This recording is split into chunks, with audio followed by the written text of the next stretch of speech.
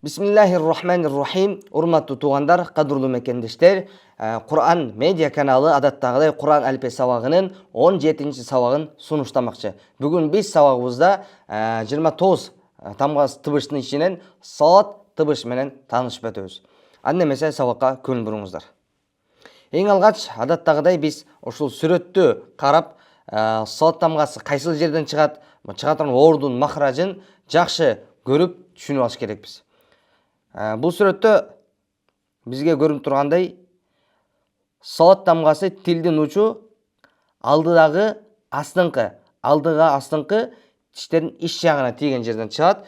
Бирок айырмасы ушул тил арт жагы, алды жагы бир аз таңдайды көздөй көтөрүлөт. Ошондо бул сот тамгасы адаттагыдай с тамгасына окшобостон, ошого караганда бир аз жоонураак болуп чыгат. Ас, со.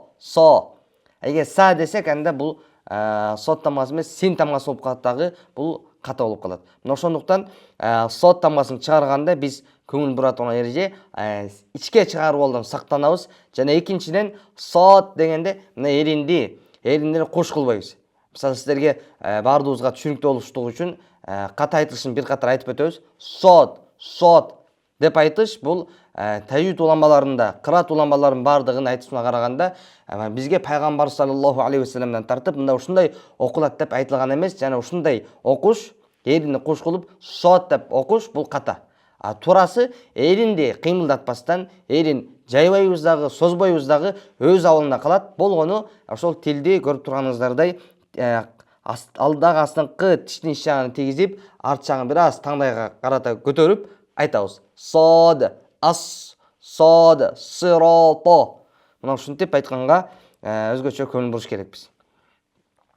Адаттагыдай сот тамгасы өзүңүз көрүп турганыңыздардай сөздүн башында мына ушундай сүрөттө жазылат, сөздүн ортосунда болсо мына ушундайча, ал эми сөздүн аягында мындай ушул ыкмада жазылат. Сот тамгасы бул бир ороого окшотсок дагы болот.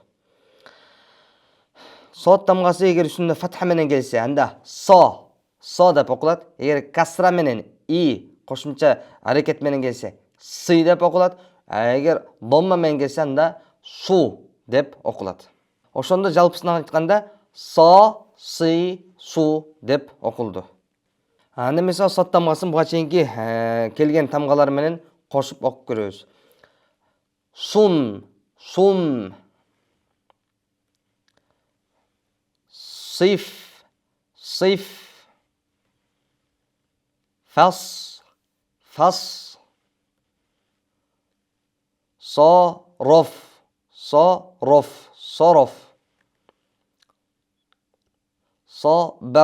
собер, басор,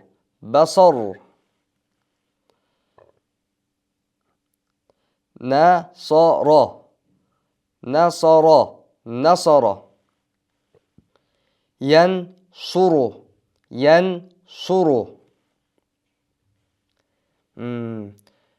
Тамгалар барган сайын көбөйүп баратат.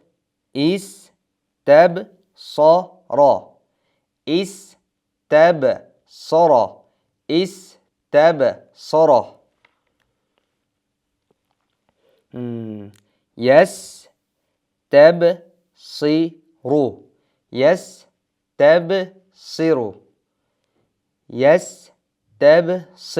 Ястебсиру болду. Эми акыркы катарга келдик. Акыркы катарда сот тамгасы бул син тамгасына махраж жактан чыга турган орду өтө жакын болуп, айтылыш жагынан дагы окшош болгон себептүү мына экөөнүн бири-биринен ажырата окуш үчүн мына ушул карама каршы кылып эки тамга келген сөздү алып келди. Биринчи сөздө карасаңыздар сафар син тамгасы келди. Сафар деп окулса, бул эле ошонун дал өзү болгону синдин ордуна сот тыбышы келди. Софар. Демек, бул эки сөздү, эки тамганын бири-бирине карама каршы алып келгендигинин себеби кайсыл адамдар сот чыгып атабы же чыкпай атабы? Мына ошону бири-биринен айырмалаш үчүн мына ушул эки сөз айтып көрүш керексиз. Мисал катары алсаңыз, биринчи сәфәр деңіз. Силмен айтып көріңіз. Айтып көріңіз. Сәфәр. Эми сот менен. Софар, софар дегенде айырмаланып тұрса, анда демек сіздікі шығып атыр. Егерде сәфәр деп силмен айтканда, дәл ушундай чыгып, сот менен айтканда деле сәфәр деп экөө бири-биринен айырмасы билинбей аткан болсо, анда демек сизде же син тамгасы чыкпай аткандыр, же сот тамгасы чыкпай аткан болот. Мына ошондуктан ушул карама-каршы сөздөр бири-бирин айтып туруп, биз кимиси чыгып атат же чыкпай аткандыгын биле алсак болот. Кийинки сөз деле дал өзү ошондой, сайфу, сайфу, сайфу, сайфу, сайфу. Демек, биринчиси сайфу болду, экинчиси сайфу болду. Эми айтылыш жагынан бизге бул кыргыз тилинде бул сот деген тамга болгон себептүү экөөтөн укканда бирдей эле айтылганы сезилиши мүмкүн, бирок тактап келгенде араб тилинде бул экөөтөн асман жер болгон айырмасы асман жердей.